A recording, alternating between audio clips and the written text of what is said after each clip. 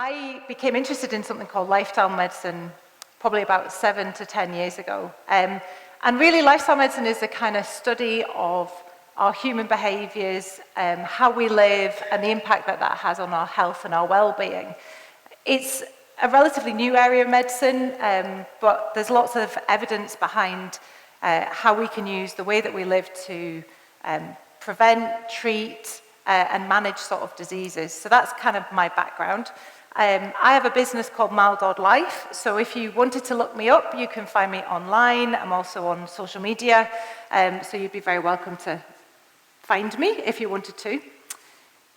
Tonight, my aim is to really give you knowledge about stress and anxiety, and also what I hope for is that you leave here with some strategies to try and help manage stress, and maybe just feel a little bit lighter after you walk out of this door.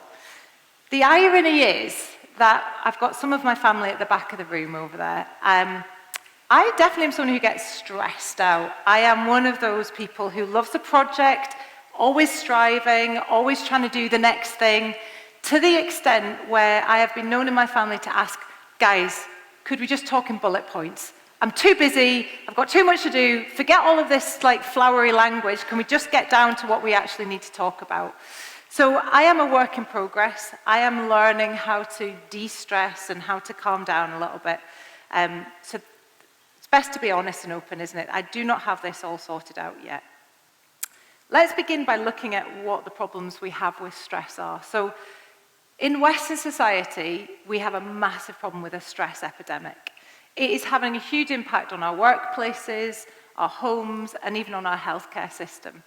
I hope you can kind of read that, but effectively there are statistics that say 91% of adults, when questioned, described having stress at some point in the last year. And that's a huge number of people that are feeling stressed out.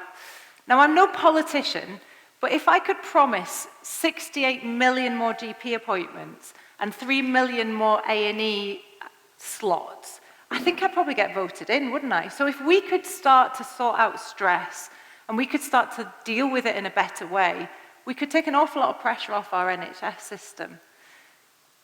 The key to this really is for you to understand that you're not alone. So if you're struggling a little bit with stress and with burnout, you're not alone in your struggles. A lot of people are in the same position. People come and see me as a doctor and I give them one of these things. This is a sick line or a Med3, you've probably seen them before. And the very fact that we're in a stage in society where people need to see a doctor to be given permission to stop, to be given permission to take a break, just kind of makes us understand how crazy things have got, isn't it? That I have to give people a piece of paper to say, they've got stress, please can they have some time off work? So the other thing that's key to this is that not everybody actually feels stressed. The weird thing about stress is that you can have a physical manifestation of stress without actually being aware that you're stressed. So I'll give you a little minute there to have a read of some of the symptoms of stress that people suffer from while I take a wee drink. So we've got a really big range of different symptoms. We've got things like chest pain, memory issues, gut issues, obviously things like depression and mental health issues, relationship breakdowns, even things to fertility issues with women having changes to the periods. We've got indigestion, heartburn, weight changes. What's really telling from that is that every single part of our body is affected by stress, every system in our body. And the problem is that if we don't accept that stress could be one of the causes of our symptoms, we can end up in this kind of vicious circle where we go for test after test, investigation after investigation, only to find there is no answer for the problem, and so we worry even further about our health, and we go for more tests and more investigations, and ultimately the core of what's causing our problems is actually the stress that we're under and the overwhelm and the busyness that we're experiencing. So I am a scientist at heart, and I love to understand something so that I can fix it. And I'm sure a lot of us in this room like to understand things.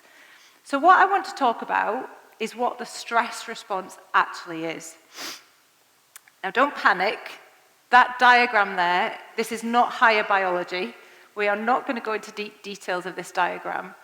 But what you can see is the stress response is pretty complicated.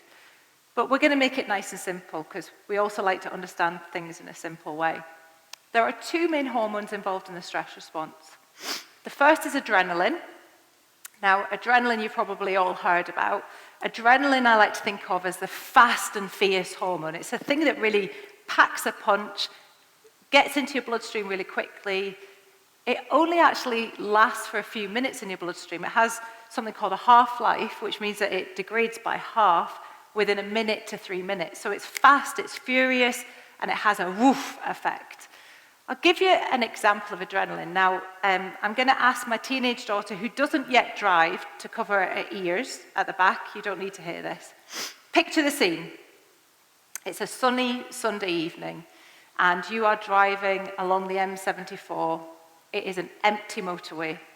You've got the best tunes on the radio, and before you know it, the foot's going down on the pedal, and you're just going a bit faster. You're 75, 80 miles per hour. Listen, it's safe because there's no other cars on the road. It's just music's going, the wind is in your hair, so 85, 90, and all of a sudden you see that blue light out of the back mirror. Now tell me you've not experienced that of sudden panic. The heart's going, your brain is on high alert. Is it me they're looking for? What's going on? That's adrenaline. And it can be very, very useful. The other hormone is cortisol. Now, cortisol is a hormone that goes up and down all day long in our bloodstream. But cortisol is more of a slower burn when it comes to alertness. It kind of takes energy and gets it into the muscles. It speeds up your metabolism. It kind of gets you ready for some sort of action if you need it. So the stress response is a really useful response. It keeps us safe. It puts us into that fight, flight, or freeze that we need to do to keep ourselves safe. Rather than getting too complex about it, I'll tell it from a story, from a perspective of my friend Stan here. Stan is a zebra, as you can tell. And Stan has a pretty awesome life. So Stan spends his day chewing the grass on the African plain. And Stan has become very primed to keep himself safe. So what happens is that when Stan is there with his mates, chewing his grass, chilling out, he's primed to hear rustle in the grass. And you see, a rustle in the grass for Stan can mean that there might be a lion. So he's sort of aware that if there's a sound, he should start to release these chemicals into his bloodstream. So Stan's there one day, chewing his grass, chilling out, and there's a little, I don't know how you make a rustle in the grass sound. Anybody got a good sort of sound? There's something going on. So immediately Stan's adrenaline, cortisol starts. His muscles start to twitch. The blood flow is pumping through his heart. He's getting ready to run. Now, here's an interesting thing about lions and zebras, that apparently a lion, although super powerful, cannot have stamina to run for a long time. So Stan has a chance of surviving here if he can run, and run fast and get a head start, because a lion has not got the stamina to keep up with Stan. So on this occasion, the rustle in the grass is a lion. It has that effect on Stan, and he starts to run. And he's off, and he's running fast. Now, we're having a good news story tonight, so in tonight's story, Stan outruns the lion. And he completes his stress response cycle, and Stan wanders along, sits down with his zebra friends that night, has a beer. I don't imagine they drink tiger beer. I think they will drink a different beer in zebra world. Sitting down around a zebra campfire, you can picture the scene, and he tells the tale of how he escaped the lion. And so for Stan, his stress response was useful. It had a good impact. It did something that meant he stayed safe. Now, it can be useful. It can actually help alertness. For example, if you took my blood just now, I reckon there's a fair bit of adrenaline going through me at the moment. And it's helping me in this setting because it hasn't overwhelmed me, but it gives me clarity of thought. It helps me stay alert. And so it can be a really useful thing to us. But you see, we have a little bit of a problem. There aren't any lions in Motherwell. Well, apparently there is a football team. Is it Livingston Lions? So if Livingston are playing Motherwell, if that ever happens, there could be lions in Motherwell. But usually, there are no lions in Motherwell. The problem we have is there is constant rustling in the grass. And we are spending our lives hearing the grass move, getting in a stress response cycle from this rustling. The sort of things that are triggering us and causing this stress response, well, I've said email, but I actually should have said work email. I don't ever get a stress response from personal. I don't really get personal email. I usually just get adverts of this thing that's closing tonight if I don't buy it now. But have you ever been in that situation on a Monday morning where you either forgot to put your out of office on while you were away for a week, or worse than that, you put your out of office on and nobody paid the blindest bit of attention. So you arrive on your Monday morning, chilled out after your holiday, to 500 emails. And you somehow have to get through them in the same length of time that you have in any other working day. Now, that causes a stress response. Immediately, you start to feel anxious, and you sit there trying to deal with this adrenaline and cortisol going through your system, trying to work with your work email.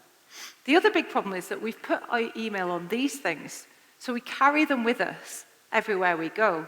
We have instant access to this remembering, this memory of this rustling in the grass wherever we go.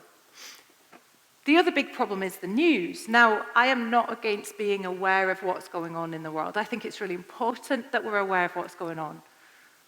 But the thing about the news is that, have you ever noticed, it's always bad news.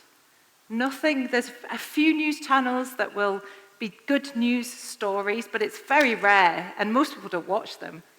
There's something about human nature that likes to consume bad news. It keeps us interested, it keeps us watching, and so bad news sells. So it becomes another rustle in the grass because we're constantly hearing bad news.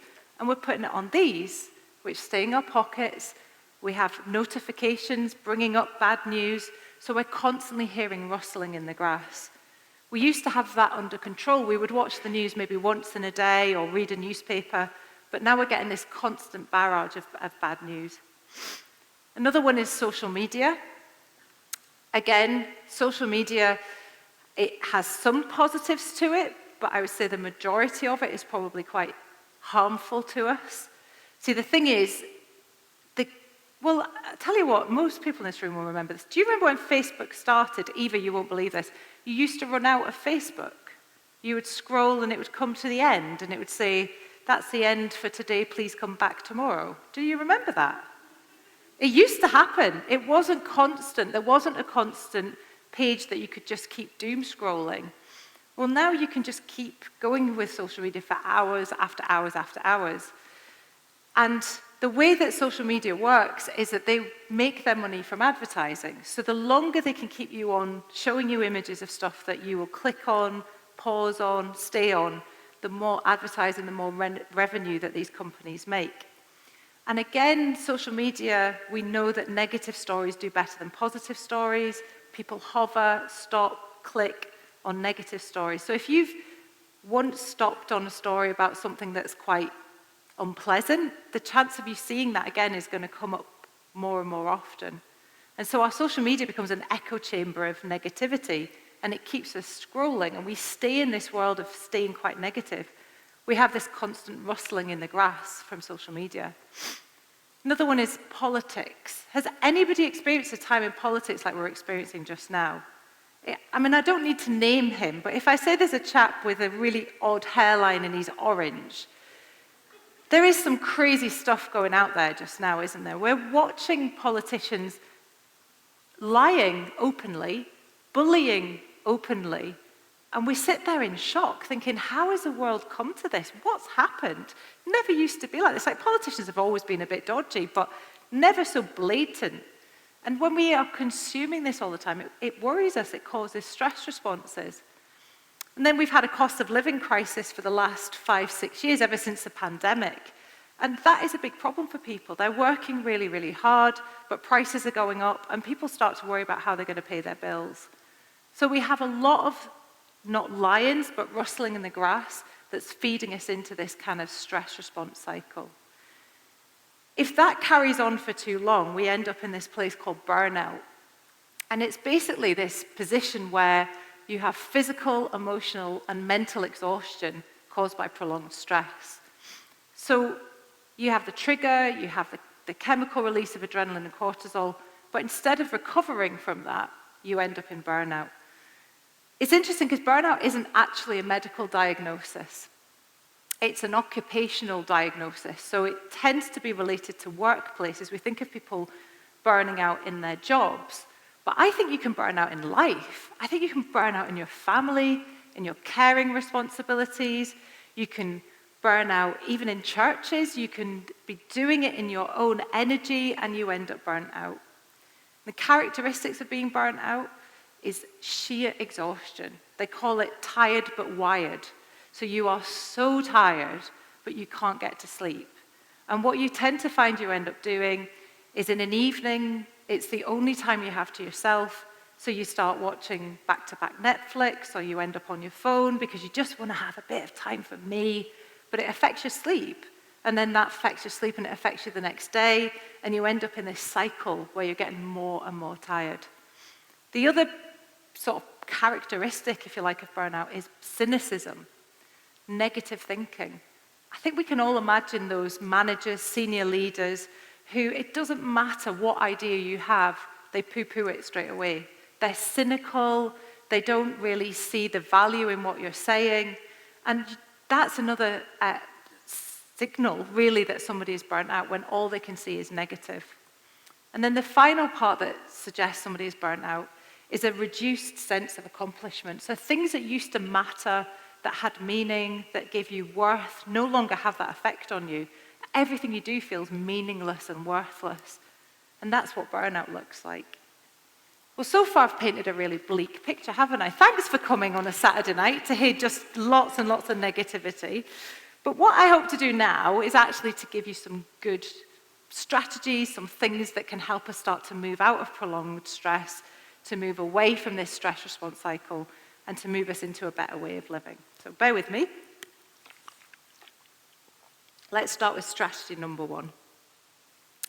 So the first thing, and I'm going to give full disclosure here, I have stolen this from another lifestyle doctor called Dr. Rangan Chatterjee. Have people heard of him? A few maybe nods in the room. This is such good advice that I didn't need to change it. I'm just going to tell you what he tells us to do. And it's all about how you start your day. See, our emotions are downstream of what we consume. If we consume negativity in the morning, our emotions as the day goes on are going to be negative emotions. And what we all do now, or a lot of us do, is this is our alarm clock. It sits beside us on a bed. Some of us, we don't have a landline anymore, so this is the only way people could reach us if they needed to in the middle of the night. So you feel like you need to keep it near you in case of an emergency. I've never had an emergency where somebody's rung me in the middle of the night, but we keep these by our beds, the alarm goes off, and straight away, click. It might be social media, email, the news, but we immediately jump into consuming negativity. There was a time, not that long ago, these didn't exist. Now, don't get me wrong, I'm not against mobile phones, but they are a big part of why we're starting to struggle in life. There was a time where we didn't have these. We used to just have an alarm clock that you would press, and you would just get up, get showered, have breakfast, and go to work. And nothing bad happened because you hadn't checked the news or hadn't checked your social media. You just got on with your day. Our brains are wired to take in 9 pieces of negative information for every 1 positive piece of information. It's a negativity bias, and it's partly there to keep us protected. If we have an awareness of negative threat situations, that's going to have quite a good impact on keeping us safe. But the problem is what we're consuming now isn't dangerous to us. It's just triggering us into a stress response. So if you pick up your phone in the morning, you're much more likely to consume negativity. So what I want you to do instead in the morning is not just jump up, have your shower, get dressed, but to spend a couple of minutes thinking about 3 questions. This is not about being a perfectionist, so if you could do it every day, that would be great. It would be best if you could write it down. There's something powerful about pen to paper, more powerful than writing on your phone. If you put it in your notes app, you will end up jumping on something. I would end up jumping on something else. So pen and paper beside your bed. And there's 3 questions that I want you to ask yourself each day. So the first question is, what is the most important thing I need to do today? Now, I don't know if you're like me. Do you have an endless list of things you need to do? It just never ends. Just as you get on top of some of it, something else gets added to it. And we can fall into a trap that they all matter equally. The interesting thing about our to-do lists is that they're often actually not our to-do lists. They're things other people need us to do. And so the things that are important to us get pushed to the bottom, and we prioritize things that other people expect us to do. If you were really honest about what matters to you, I think you'd probably say it's my family, my relationships, my health, my healthy habits. But those are the things we leave until we've done all the other things on our to-do list. So by asking yourself this question, you're putting back into priority what the most important thing is for you that day. So an example might be, if I've spent an awful lot of time sitting at a desk, the most important thing I need to do today is to go for a walk for 15 minutes. Or if I've not seen my husband for a bit, it might be the most important thing I need to do today is to sit down when I get home from work and have 10 minutes of having a chat with him, having a coffee. The thing about this strategy and this question is that as soon as you do it, you've had a win. Your day is successful. And at a time in life where you can be overwhelmed with all the things you need to do, to have a success at the start of it, to end your day successful because you've achieved the thing you wanted to achieve is a real positive.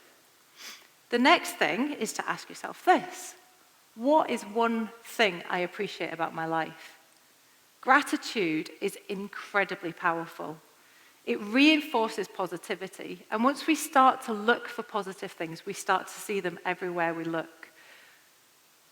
There's amazing research that was done where they had people write down 3 things they were grateful for every day, and they got them to do it for a week. And the knock-on effect on their mental health lasted for 6 months, the positive effect on their mental health. So this practice doesn't even need to be something you do consistently for long periods of time. It's great if you can, but it has that amount of impact on your mental health when we start to be positive. The more you look for positivity, the more you see it.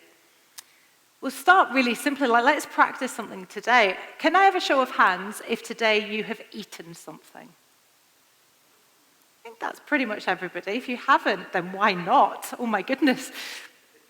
1 in 11 people don't eat in a day globally. That's not in the UK, but that's across the world. We have so much privilege that we don't even notice because we're so busy. So having a practice of gratitude, of just seeing small things, it may not be that you can pick out the big things to begin with. It might be something like, my gratitude is that I get to sleep in a bed, or my gratitude is that I have a roof over my head. If you're in a very negative place, it doesn't need to be, but it could be somebody brought me a cup of tea today. That was really nice. But having a practice of gratitude makes a big difference. The other thing is, what is the quality I want to show the world today? Now, we don't give space or thought to this. We're so busy that we don't think about who is the person I want to show the world. We lose track of who we are. We've talked about burnout and that it depersonalizes us, that we lose the person we once were. Well, having a thought about the sort of person we want to be, it reframes that depersonalization. See, it's not who you are now, it's who you've become, and it's not your fault, it's the way that we're living our lives. So by bringing an awareness of the quality we want to bring the world, it actually starts to shift us to display that quality. What do I mean by quality? It could be something like, today I want to be patient. And if you set that in your mind in the morning, that when you get that work email, you might just take a beat, take a wee rest before you reply with that angry email reply. And taking that beat and taking that rest might be enough to stop you getting sacked, for example, if you're going to send a really cross email back. Another thing it could be is, I want to have the quality of curiosity. When I have a conversation with somebody today and we don't agree, I want to not just shut them off. I want to be curious about what their thinking is. I want to have an open conversation with them. So having a thought about the sort of person we want to show up and the quality we want to show the world will really make a difference to us.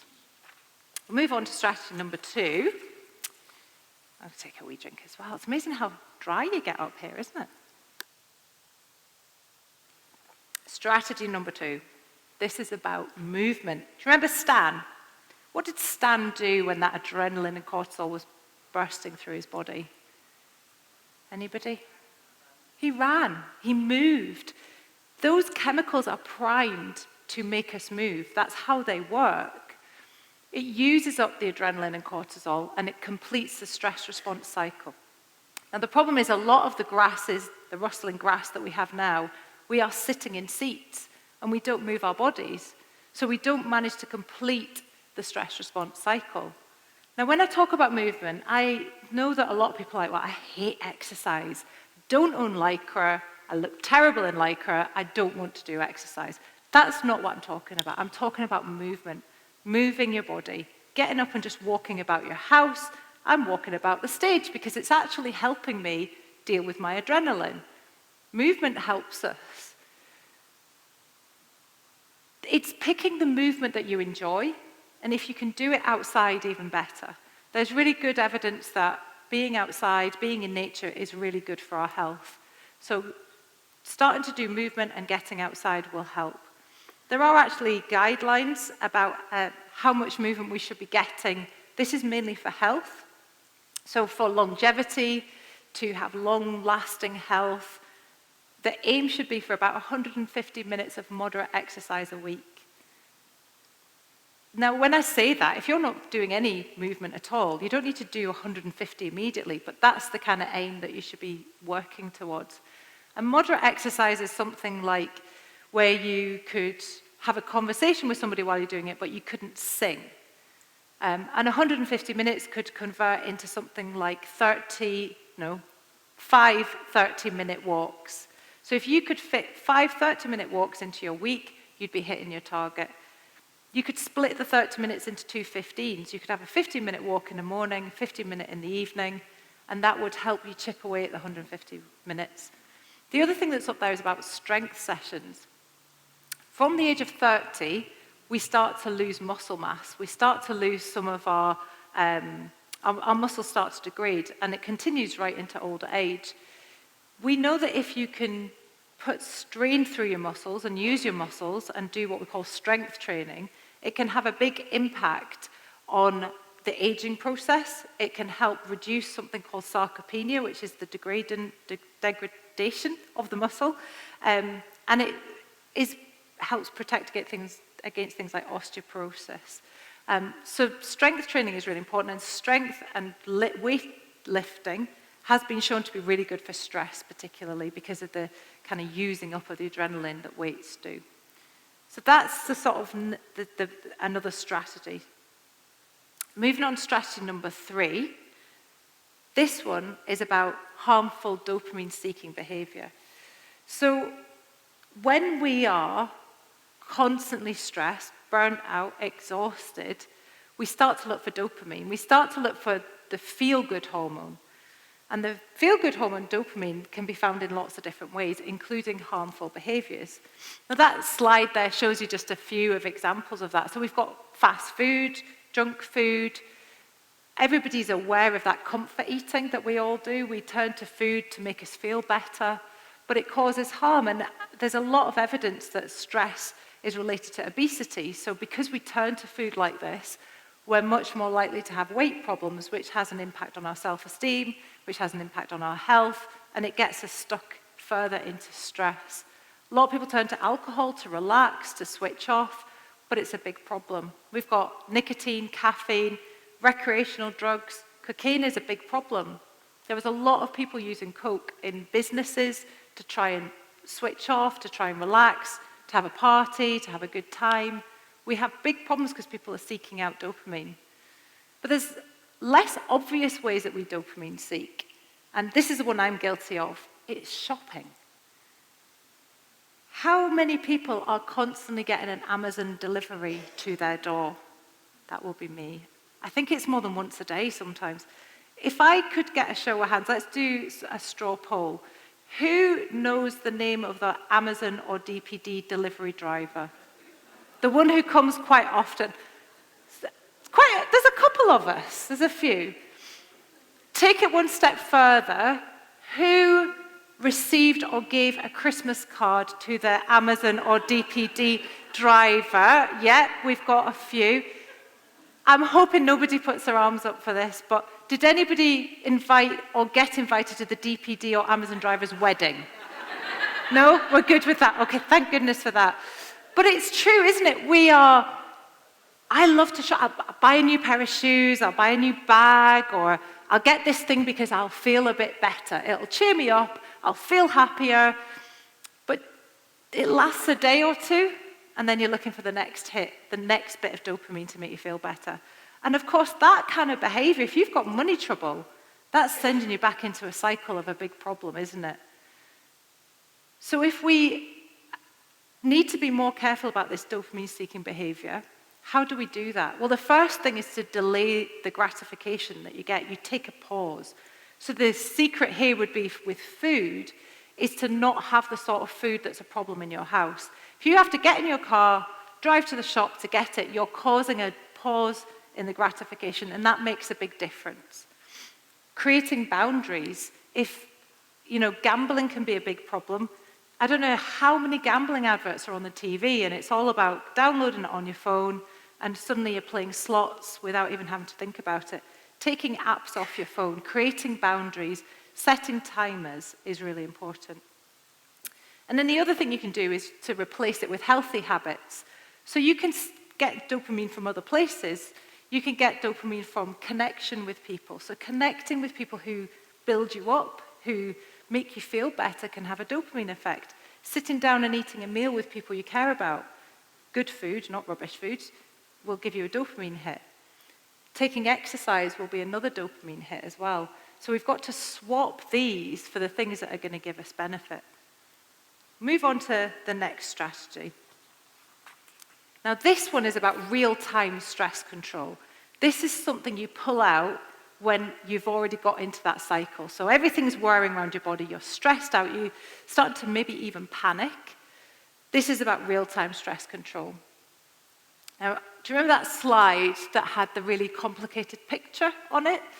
Away in a corner of that slide was this feedback loop that switched off the system. Now, if the stress response is something called the sympathetic nervous system, the parasympathetic nervous system is the part that switches it off. And that's what we call our rest and digest nervous system.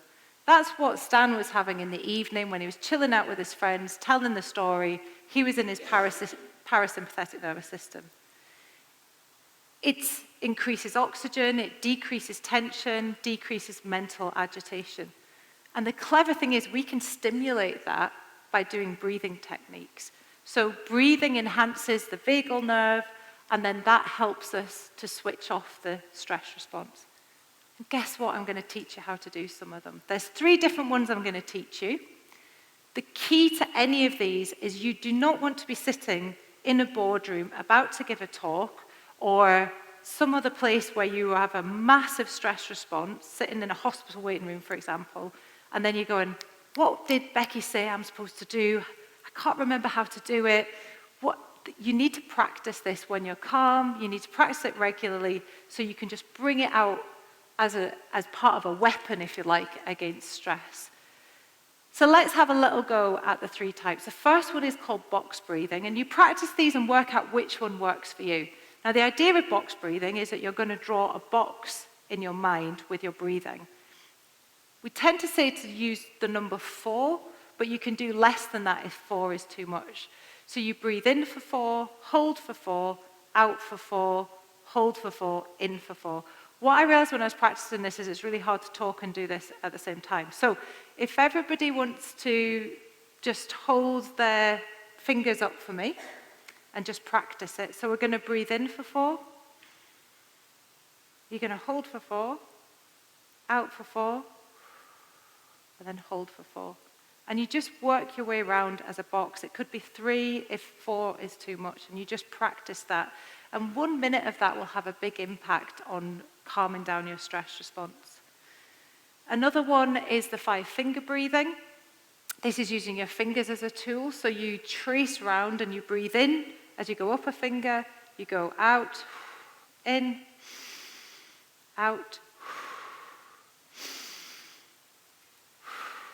and you just do that again for a minute. So again, it's just a useful picture to help you remember how to breathe. The final one is something called the physiological sigh. So this has been around, this was first discovered in the 1930s, but there's a chap called Andrew Huberman who is a neuroscientist, has a big podcast, big following, and he's kind of brought this back into the public eye. And it's a way of breathing that we probably do when we're sleeping, so it's very much the restful way of breathing. And the idea of this one, this is probably the simplest, is that you take a deep breath in through your nose, if you can breathe through your nose, deep breath in through your nose, then you try and squeeze in a little bit more, and then you do a long exhale. So it goes something like this. Do you want to try it? And again, a minute of doing that will start to switch off the kind of stress response that you're having. Let's move on to strategy number 5, which is our last strategy tonight. So far, we've looked at ways to manage our mind with the journaling. We've looked at ways to manage our bodies with exercise and with our breathing techniques. But you see, we're more than just mind and bodies. We're also spirit. And it's something we totally ignore, particularly in the medical profession. We're sort of getting better at accepting the body and the mind are connected. But we completely ignore that we're spiritual as well.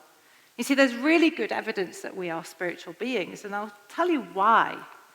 So the first thing is that humans seek out meaning and purpose. Have you ever asked yourself these sort of questions? What am I here for? What happens when I die? Is this all there is? And what is my legacy? Now, the interesting thing I think about these questions is that in my job and as a mum, the two places I hear these questions asked are from my children and at the very end of life when people are dying. This middle section, we try and bury these questions because they're actually really, really difficult questions to answer. I mean, they kind of blow your mind, right? They're the sort of questions that maybe you'll talk about in a very late night discussion when you've stayed up way too late, but you're just in that deep chat with somebody. But the very fact we ask these questions is an indication that we are spiritual. The other thing is about empathy and selflessness. We all can think of historical figures like Mother Teresa, who put everybody before herself. There's this strange thing about kindness and acts of kindness, that there are studies that show that they actually benefit, obviously they benefit the person that receives the kindness, but studies show that kindness benefits the giver as well. Well, that doesn't make any sense. If we are not spiritual, then why would kindness benefit us as well? Why does it improve mental health? Why does doing something kind for somebody else reduce stress? Again, that empathy and selflessness is a sign that we are spiritual. The other thing is a moral and ethical code. Has anybody seen the TikTok videos that do the rounds of toddlers that have done something wrong? They are so cute. And they have this really guilty look on their faces. We are born with a sense of right from wrong. Now, the world, our lives, our experiences will chip away at that for sure. But ultimately, we do get a sense of right from wrong, and we have an ethical code. It's why we get so angry when we see injustice, when we see the vulnerable being taken advantage of, why when we see bullying in the White House, we really get angry, because we have a moral and ethical code of how we should behave. Again, a sign that we're spiritual. The other thing we have is intuition or insight. Do you ever had that experience where you just had a gut feeling about something?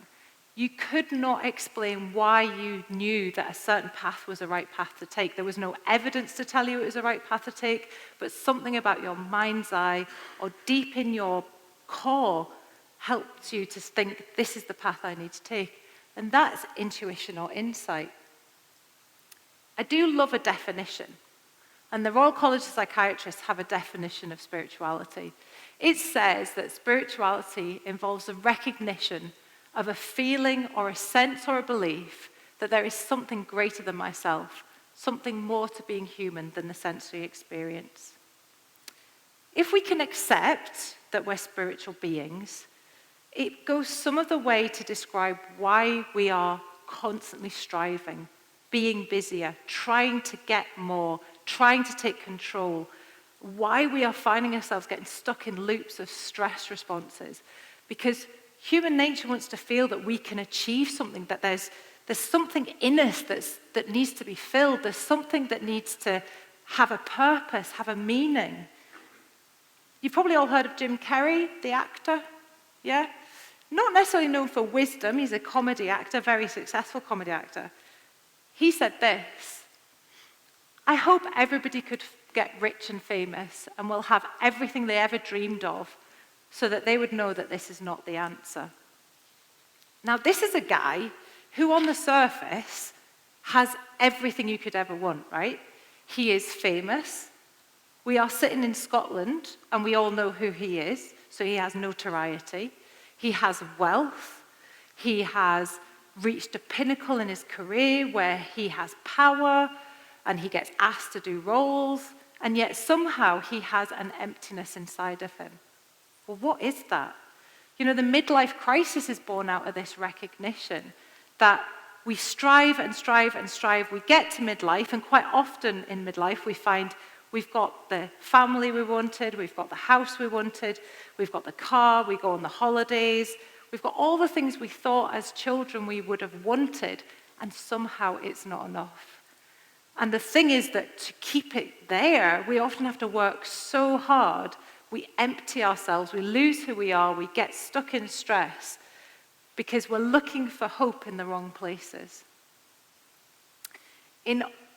There was a much wiser person than Jim Carrey, and he was around about 2,000 years ago. You've probably heard of him too. A guy called Jesus. Everybody in the room heard of Jesus? He said something really wise, far wiser than Jim Carrey. And he gave us an invitation. He said, "Come to me, all who are weary and burdened, and I will give you rest." You know, in all of my years of scientific learning and medical practice, I've come to realize that the deepest need in humanity is to be reconnected with God. You see, this invitation is an invitation for you guys. I don't know what you believe. I don't know whether you think God exists, doesn't exist. But I know that in the relentless pressure we're all under, it's no surprise that you feel stressed and burnt out. But what if the hope you're searching for isn't in something, but it's actually in someone? If you think that could be you, and you're tired of carrying it all by yourself, can I encourage you just to explore the Christian faith? Now, you maybe already have preconceived ideas about church, about God, about Jesus. You've maybe had really negative experiences. I'm really sorry if that's what you've experienced, because what I know of the Christian faith is nothing like that. It's about having hope, it's about being loved, and it's about being able to leave our burdens with somebody else. If you're interested in exploring the Christian faith, there's a couple of things that you could do. So the first thing is somebody brought you here, sent you a flyer, maybe dropped something through your door. Can I ask you to talk to that person that invited you along? Ask them what they believe. What's their thought patterns about stress? What's the thing that gives them peace? You know, they probably would love to have that conversation with you. They'd probably love to talk to you about what it is that gives them hope. The other thing I'd invite you to do is actually read about what Jesus said. Not the sort of Jesus that we think about in our Sunday school nativities stuff, but the real Jesus. You know, even if you are not into the God stuff, and that's totally fine, Jesus gave some really good wisdom. And if you're somebody who likes to read wisdom, can I invite you to read about what Jesus is? We actually have some books from the Bible, like one of the Gospels, that we would love for you to take away with you. They're in the coffee bit at the back. They're on a table. And we'd love you to take one of them. Just go and read about who Jesus is. Don't make your decision about who he is without ever knowing what he said. Even historians agree that he existed. And if 2,000 years ago we're still talking about him, there must be something about this guy, something about the teaching that he had that is wise, that is powerful. So can I invite you to just go and explore? Keep an open mind. The other thing that is a really interesting option, if you like, is prayer. You may never have prayed in your life, or maybe you shoot up a quick prayer when you've been in a big, stressful situation. Well, there's really amazing research that was published in the Journal of Psychiatry, where they took people with depression and anxiety, and half of them went for prayer and half didn't. And prayer had a scientifically evidence-based difference on their mood through prayer. It is powerful. Now, you might be sitting there going, yeah, that's placebo effect. So what? See if it's placebo effect. If you need it, get some prayer. And we have people here who would love to pray for you tonight. Now, I appreciate that might feel quite scary, but if you've got to the end of everything and you don't know what else to do, can I invite you to try it out? We've got a little area over here where there'll be a couple of people who would happily pray for you. Make your way over there if there's something that you need to just leave behind and you need to walk out this building feeling lighter. That's where you're going to leave it. Another way to explore what Christianity is to do an Alpha course. We run them from the church here. We've not got one coming up. Well, we'll have one coming up after the summer. But we would love to connect with you. We can let you know when it's happening. Other churches do Alpha courses. They're really just exploring what Christianity is. You don't have to believe it. You just maybe want to learn. And we would invite you to join our Alpha course if that's something, or a church near you. The other thing you could do is you could come along to church. We're here tomorrow morning at 10:30. You may have seen there was a kind of like a tap running sound earlier. We're having a baptism service tomorrow, so it'll be very, very special. And you would be so welcome here. It doesn't matter whether you have hundreds of doubts. You would still be welcome to come and just listen, learn, explore. Every Sunday morning, 10:30, there'll be churches around where you live that would, I'm sure, love to invite you along. We're going to be doing a series we've just started on the elimination of hurry. So we're running through a series about all of this sort of stuff, about managing our lives and our busyness of our lives. We are coming to the end, you'll be pleased to hear. It's Saturday night, and I'm sure you've got some chilling out to do at home now that we've talked about how we need to offload a little bit. I'm going to pop up a little slide about some books. You are very welcome to take a photo of this. If some of what I've said tonight you would like to delve into a bit deeper, learn a little bit more about, these are some really great books that are worth reading. I think there's so much to be learned. So many people have written some amazing literature, so they're worth picking up. My final thought is this. I do not believe it's an accident or a coincidence that you're in this room tonight. I believe that the hope and the purpose and the peace that you're longing for is not out of your reach. I believe that actually that hope and peace is reaching for you. And all you need to do is turn and you'll see it and you'll find it. So can I wish you safe travels home? Please stay and have tea and coffee. Come and have a chat with me. There's some really wise people in this room. So if you have questions and I can't answer them, I will put you in touch with one of these wise people. But stay for a coffee. Can I just say safe travels home when you go home, and God bless you. Thank you for listening.